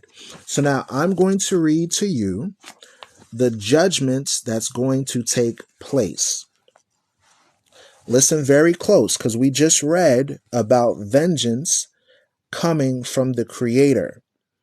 Now we're going to read out of the book that was taken out of the Bible, a historical document known of as the Apocrypha. The Apocrypha was included in the original 1611 Bible, but the Apocrypha was included in the original 1611 Bible, but in the 1800s, this book was removed. And I'm going to show you why. Watch this. I'm going to read 1 Maccabees chapter 1, verse 31. This is going to be so clear that people are going to be so shocked that this is actually in the Bible. Watch this. 1 Maccabees chapter 1, verse 1. It says, and it happened after that Alexander, the son of Philip, the Macedonian, who came out of the land of Chittim, had smitten Darius, king of the Persians and Medes, that he reigned in his stead the first over Greece. So now we know, based on those that have gone to public education in the Americas, that whenever America speaks on Greeks, they say this was the dawn of Western civilization. Okay? Whenever they mention the Greeks and the Romans, they say this is the dawn of Western civilization. So they're telling you that our ancestors came from the Greeks. Our ancestors came from the Roman. Okay, so now watch this. When you read what the Bible says about the Greeks and the Romans, you'll find out that it wasn't a good thing. Watch this. 1 Maccabees, same book, chapter 1 and verse 9. And after his unalive, they all put crowns upon themselves. So did their sons after them many years. So when Alexander the Greek passed away, his sons as well as his generals took over and put crowns upon themselves.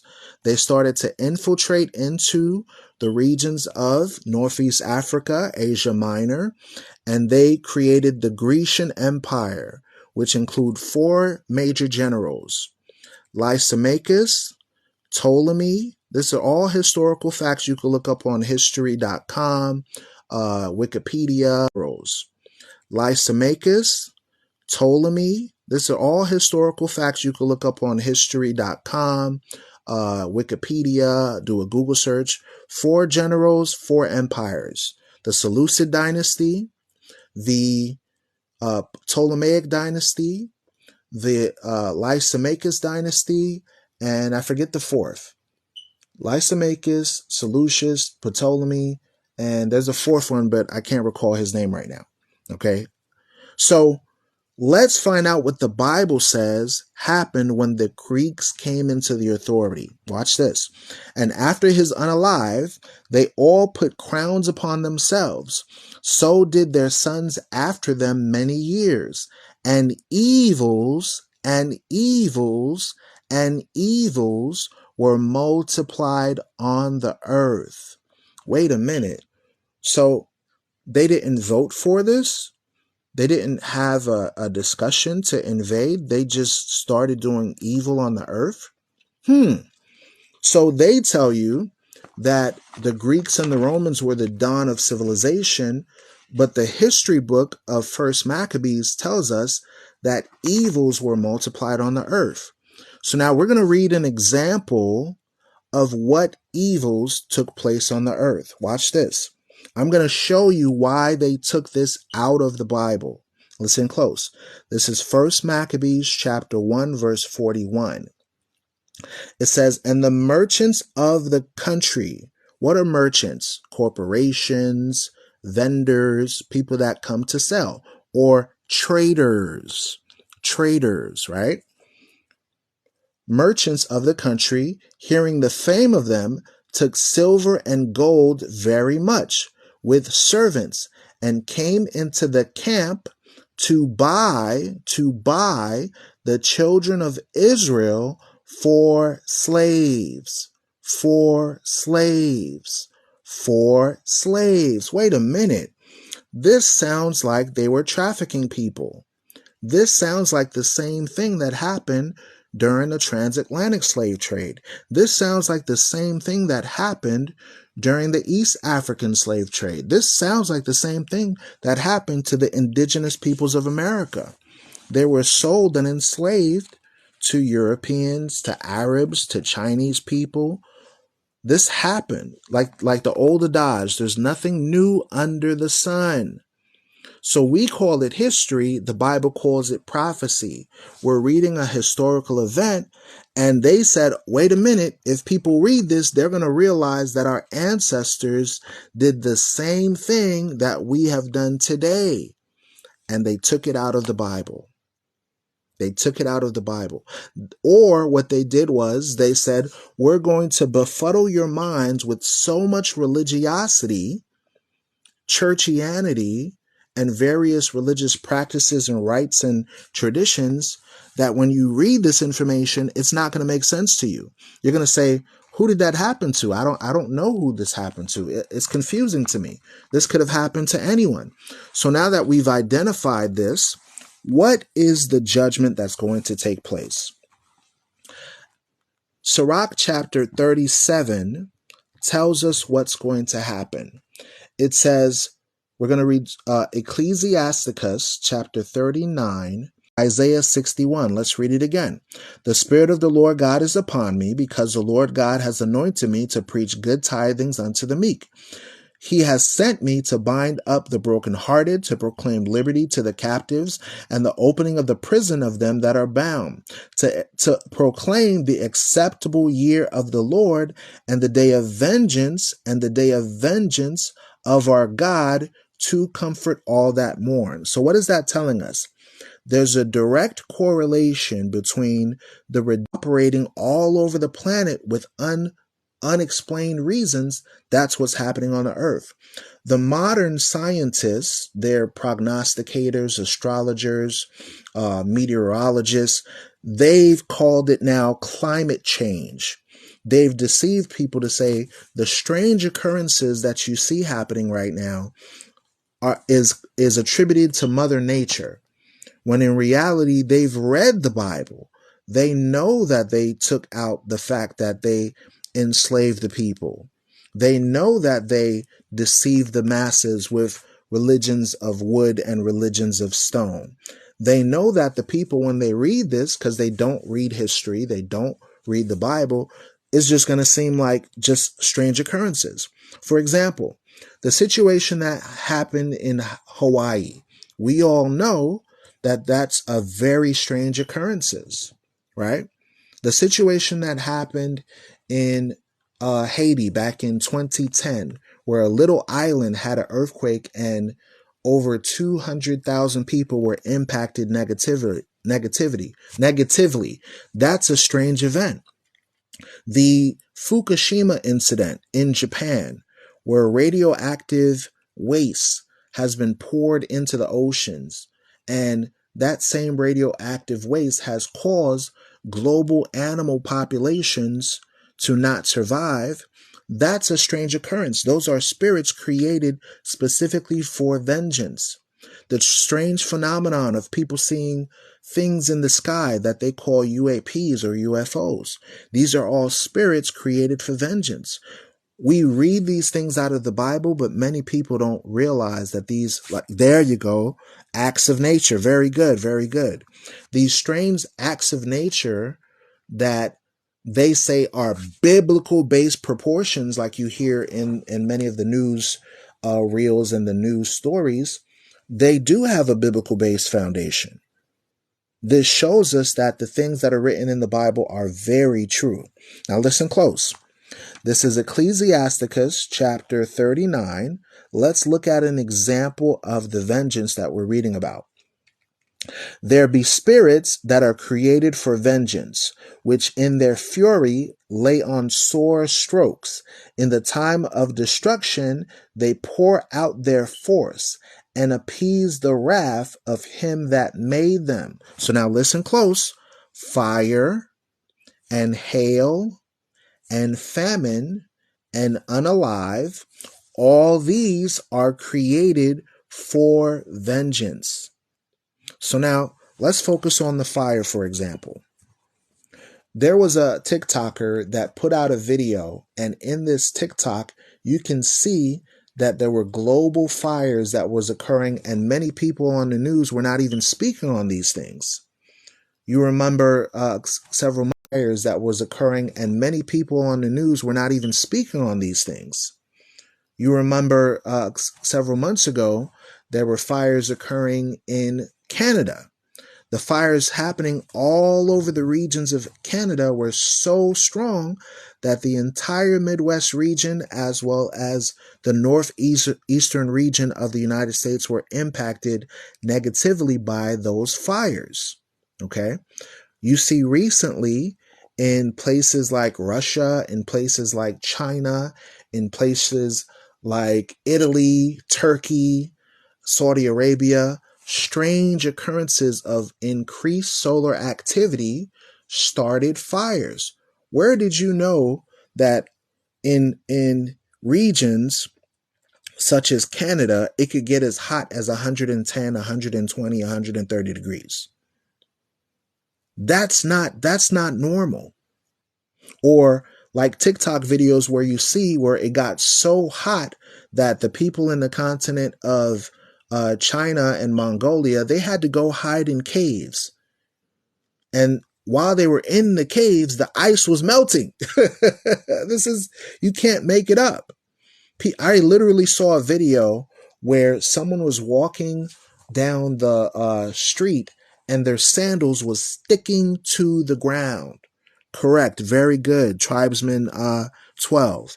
He said the entire earth. Very correct. Very correct. The entire earth. I saw a WeOn News article, and it was a YouTube video rather. And in the video, the host was saying that the world was on fire, that they need to take quote unquote climate change seriously. So let's read the Bible verse again. There be spirits that are created for vengeance, which in their fury lay on sore strokes. In the time of their destruction, they pour out their force and appease the wrath of him that made them. Fire, fire, fire, and hail, and famine, and unalive, all these were created for vengeance. So now let's see if people are paying attention in the chat. Do you agree that fires occurring right now are strange events? Put 1 for yes, put 2 for no. Put 1 for yes, put 2 for no. We have one person that says 1. We have another person that says 1. We have another person that says 2. We have 2 that says 2. Okay. We have 4 that says 1. We have 5. Okay. So let's assume in a democratic type of way, right? That we'll go by majority rules. Okay. So the majority will agree that global fires, these are just not isolated incidents. Global fires are strange events. So if a fire starts in the Amazon, and then another fire starts in California, and then another fire starts in Arizona, and then another in Oregon, another in Washington. And then you see maps of an entire region from one side of Canada to the other side of Canada, right? You see entire maps of Turkey, Istanbul, Russia, Italy, Portugal, with fires, major centers where people are just literally in flames. I would naturally assume that something is strange about that because I'm a critical thinker. I would say, what is the causation of that? Is this man-made? Is this increased solar activity? It's not like one person is going around from country to country with a match. This has to be some sort of divine intervention, okay? Divine intervention. Let's look at another one. It says fire and hail and hail and hail and famine and death. All these were created for vengeance. So now let's look at hail. Hail, of course, is ice, right? I've seen videos where in the deserts of Africa, in the deserts of Arabia, you had ice, snow, hail falling for the first time in centuries. In centuries. I saw a video where it was literally snowing in the desert. So either, quote unquote, mother nature is either using some sort of narcotic or something, or this is a strange occurrence. How could it be that in the middle of the desert, that's where sand is, that's where temperatures reach well over 100 degrees. That's where temperatures reach like 110 on a good day. On a bad day, 120, 130. Okay.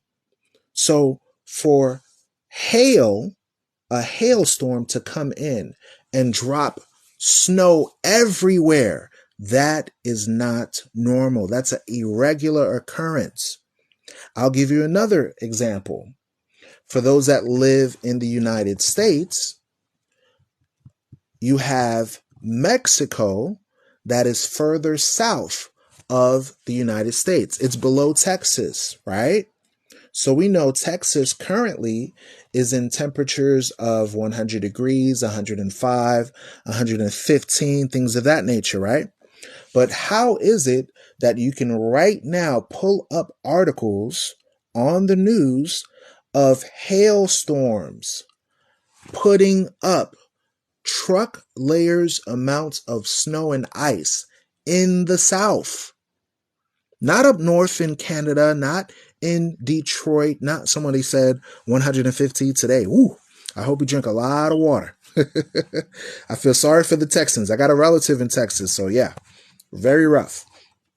So imagine further south of Texas, you have where snow is accumulating, ice and hail is accumulating.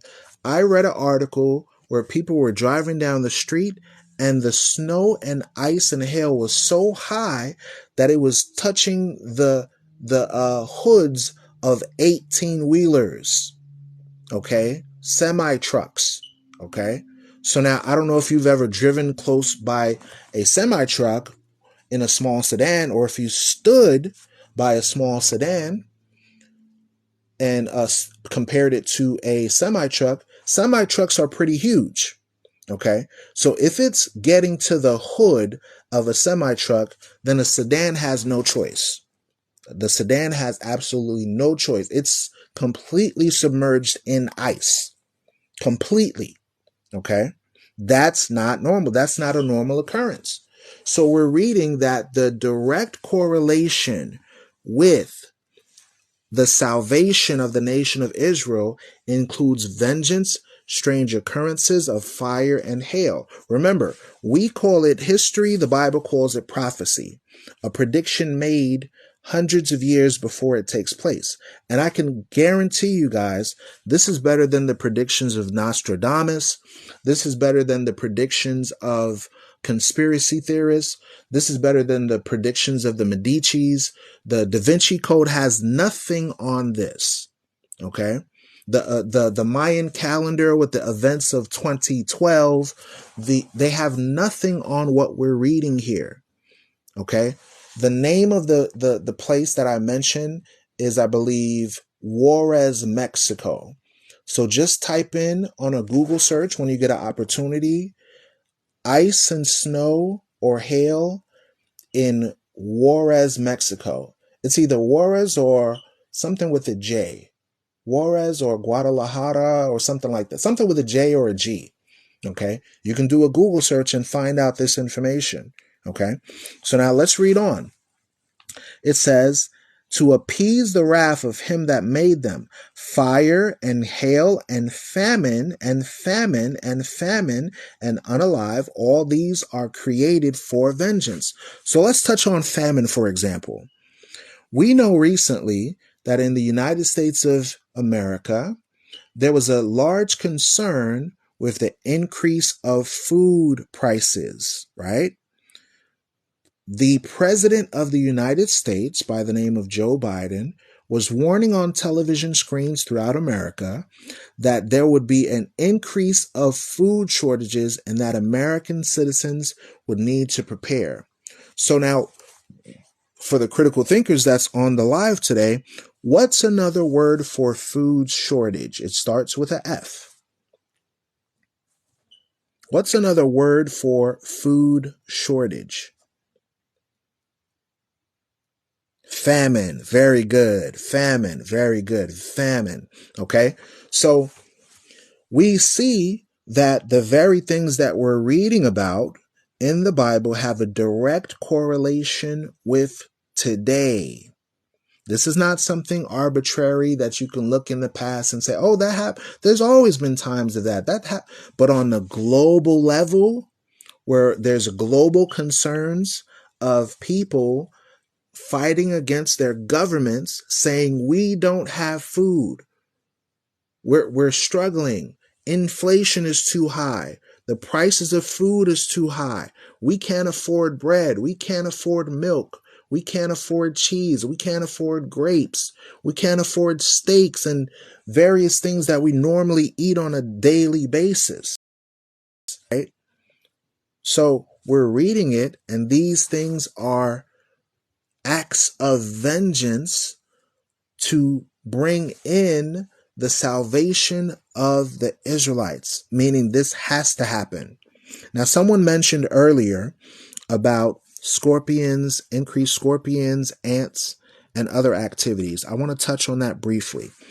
Ladybug Sunshine. I love the comment. Ladybug Sunshine put, ants and scorpions are infesting Texas right now. Let's touch on that. Watch this. Exactly her comment is what you're going to read in this same chapter that we're going to read. Watch this. This is going to blow your mind, ladies and gentlemen. The comment that she just said is literally in the Bible. Watch this. Fire and hail and famine and unalive. All these were created for vengeance. Now listen close.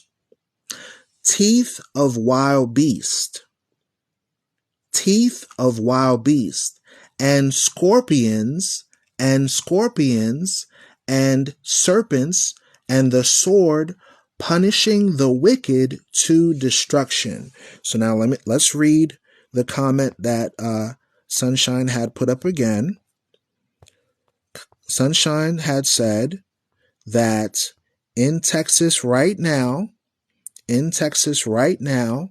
there is increase of ants and scorpion activity. So the teeth of wild beasts is what? You'll see zoonotic situations occurring where you'll have an increase of animals all around the earth running wild. Insects running wild, coming into people's homes like Sunshine just mentioned. Inside the homes. You'll see videos online of increased locust activity, increased bug activity. No amount of off spray, no amount of raid can stop these events from occurring. Okay? So we're reading fire. That's happening right now. We're reading hail. That's happening right now. We're reading about food shortages. That's happening right now. We're reading about people that are passing away. So C-19 was a pestilence that happened recently where they allege that millions of people passed away. So what are we reading? We're literally reading the Bible. We call it history, but the purpose of the Forefront Radio is to give you information not from a religious perspective, but just history, archaeology, current events, and just ask a vital question. Does this match up with what we're reading? Does this seem to be true? Now, I'm not one to try to convert anybody. That's not my responsibility. Your relationship with the Creator is up to you. But what I can say is investigate the information, research it for yourself, and make an informed decision on how to conduct yourself. Should you continue to operate in the same way that you're living, or is it time to meet your maker and get right with God? That's all I'll say.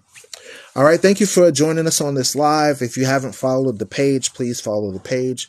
I want to thank Daniel Ya as well as On Fire for him that was a moderator to this live. I will download the live and air it on my YouTube page. All you'll do is look up the Forefront Radio and it'll post on YouTube sometime this week. I have two YouTube pages, one, the Forefront Radio 1 and the Forefront Radio 2.0. The Forefront Radio is a podcast that was created in 2020 with news and information for the diaspora, current events, as well as biblical based discussions. We invite many people such as doctors, lawyers, authors, and health clinicians, and many other people in the diaspora to come in and discuss vital information to help the diaspora. If you like this information and content, I would say to go to my page and click the Popple link, and it'll give you the links to all my social media. So we're on Spotify, we're on iHeartRadio, we're on Google Podcasts, we're also on Apple Podcasts. So if you type the Forefront Radio on any of these podcasts, you'll be able to listen to over 170 plus episodes. Okay. Also, the two primary YouTube channels is the Forefront Radio 1 and the Forefront Radio 2.0. I also have a SoundCloud page. The SoundCloud page has over 75 songs on there. So that's 7 albums worth of music for free. Okay. So if you type the Forefront on soundcloud.com, you'll be able to listen to music. Thank you for reminding me, On Fire for him. I forgot I even had that. And there's some very popular songs on there. You have some songs that have 110,000 listens, another with like 150,000 listens, and all of it is for free. I even made a documentary 10 years ago, and that documentary had 1.7 million views. And the documentary was so controversial that YouTube pulled it off. They pulled it down. So the next time I put documentaries out, I'm not going to put it out for free. I'm going to put it on places like Amazon, places like Vimeo and stuff like that.